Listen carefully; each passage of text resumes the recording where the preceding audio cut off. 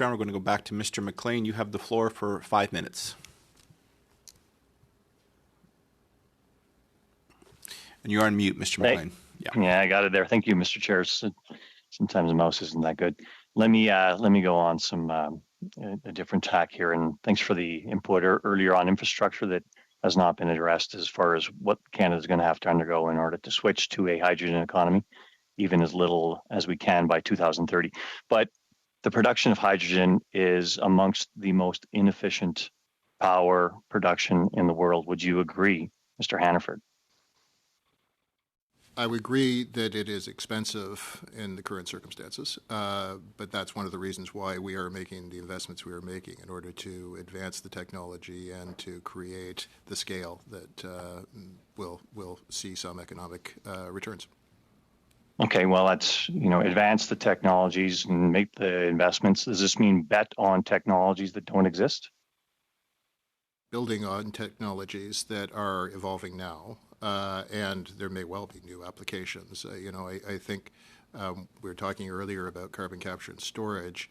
You're seeing technologies where one of the ways that natural gas is reformed is to use microwave to essentially create solid carbon and hydrogen. So a very different kind of storage situation with that kind of application. So the point only being that this is an evolving space. Thank you. Yeah, you're correct. Let's look at the impetus for green hydrogen in this country, because we've had some announcements on it. Is green hydrogen the most expensive, least efficient power produced on the planet? And that comes from electrolysis is expensive and is it is relatively expensive to the feedstock of natural gas. But again, this is subject to evolution, and that's partially a question of investment. Yeah, well, okay, that's interesting. I was at the International Energy Agency, and Andrew Forrest of FFI, who is one of the participants in the Canadian Green Energy Experiment, said that it'll be 20 to 30 years away before it's anywhere near economic as far as green hydrogen goes. So are we investing billions of dollars in a technology that might emerge 20 or 30 years down the road? Mr. Chair, there are current applications of hydrogen. We're talking about green hydrogen, not hydrogen. But in a certain sense, hydrogen is hydrogen. There are current applications once one has created the hydrogen that exist right now, and that includes transportation. They're seeing application in trains, for instance. But Mr. Hannaford, the question is the efficiency of the process in green hydrogen, because we actually consume more power, if you'll acknowledge, producing green hydrogen currently than comes out the other end. So effectively, we're energy negative. Would you agree? I think the question becomes the manner in which you are generating the energy. So one possibility that is being considered very actively right now is the possibility of using wind on the East Coast, where you use wind to generate the electricity that then converts the water into hydrogen. All of which results in more power consumed than energy produced at the end of the day.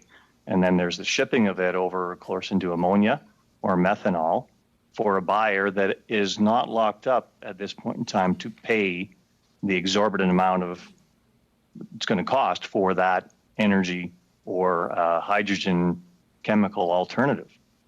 Is this something that we're just hoping emerges, the different pieces of it, or is there any plan to actually look at what the expectations are, where the market is, and what people are going to pay for this at the end of the day?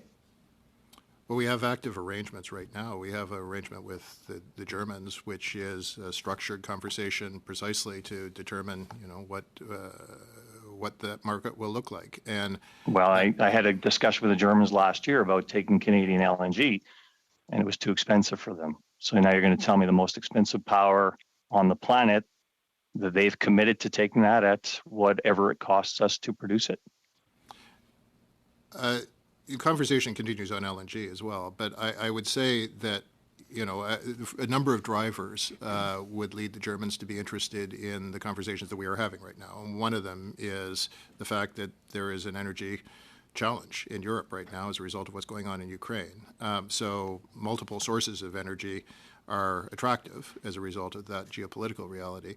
But the other piece okay, of it, but yeah, my understanding is the hydrogen they're looking at taking from us, they're going to use for chemical processes, not for energy processes.